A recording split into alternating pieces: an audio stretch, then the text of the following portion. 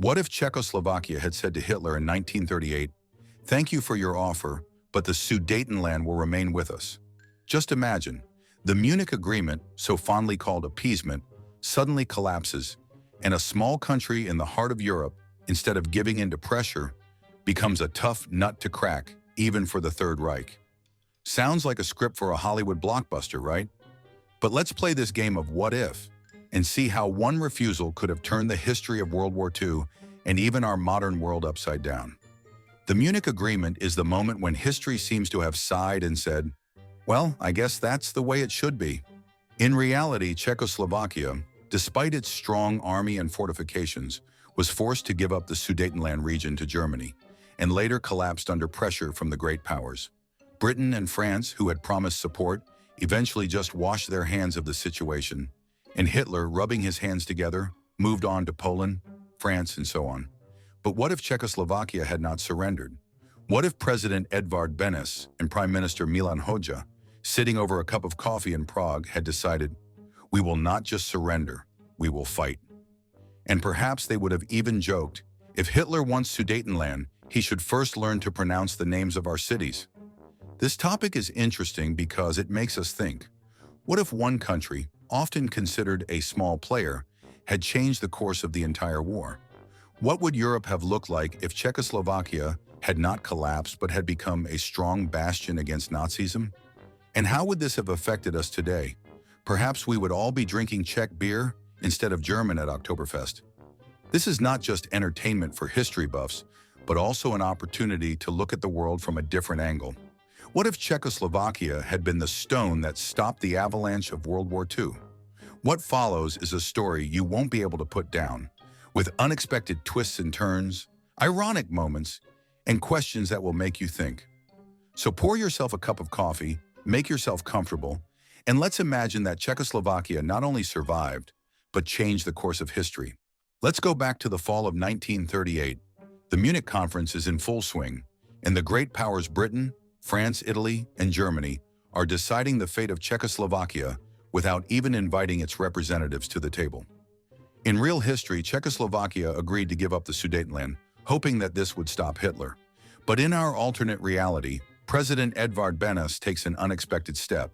He refuses to sign the agreement. We do not trade our land like a market, he says. And Prime Minister Milan Hoxha adds, if Hitler wants the Sudetenland, let him first try to take it.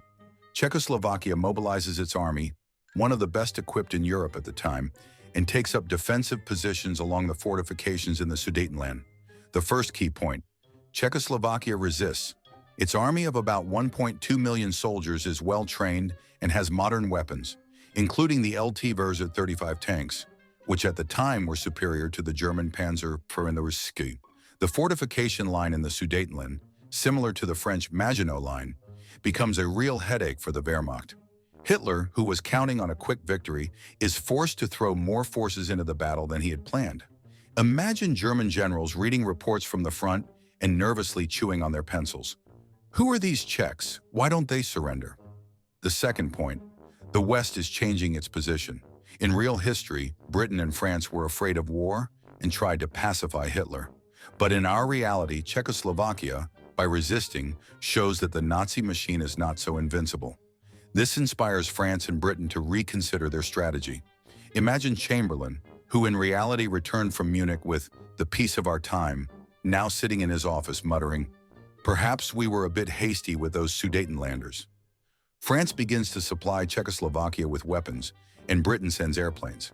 Even Poland, which in real history took the Ticino region, now decides that it is better to be friends with Czechoslovakia than with Hitler and offers support.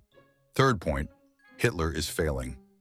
By the spring of 1939, the Wehrmacht was bogged down in the Sudetenland, suffering huge losses. Czechoslovakian partisans, using the mountainous terrain, set up ambushes, and the Air Force struck at German columns. Hitler, who was counting on a blitzkrieg, is forced to postpone his plans for Poland. Strife begins in Berlin. Generals accuse each other of failure, and Goebbels tries to justify the situation in propaganda. But it turns out so-so. The German people begin to doubt the invincibility of the Führer. And now the most interesting thing, how does this affect the Second World War? First, the delay in Czechoslovakia gives the Allies time to prepare. France and Britain, seeing that Hitler can be stopped, begin to arm themselves more actively. Poland, which in real history was crushed in 1939, now has a chance to strengthen its position. The Soviet Union, which in real history had signed the Molotov-Ribbentrop Pact, is now hesitating. Stalin, seeing Hitler's weakness, decides that it may be better not to divide Poland, but to wait until the West and Germany exhaust each other. Second, Czechoslovakia becomes a center of anti-Nazi resistance.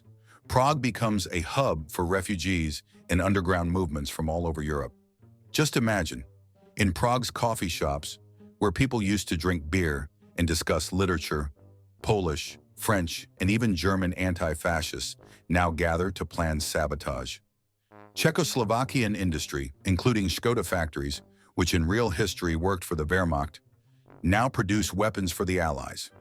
Czechoslovakian tanks and guns became a symbol of resistance, and the country's engineers developed new technologies to help the Allies. Third, Hitler is losing the initiative. Without a quick success in Czechoslovakia, his blitzkrieg plans collapse. In 1940, when he finally decides to attack France, the Wehrmacht is already weakened, and the Allies are, on the contrary, strengthened. The French Maginot Line, which in real history the Germans bypassed through Belgium, now becomes a solid barrier as Czechoslovakia draws away some of the German forces. Imagine German generals looking at the map and saying, maybe we should have started with someone easier than these Czechs. And what about culture? Czechoslovakia, having retained its independence, became a center of European culture. The Prague Spring, which in real history became a symbol of the 1968 protest, in our reality began earlier, in the 1940s, not as a protest but as a cultural renaissance. Czech writers such as Karel Čapek write anti-war novels that inspire Europeans.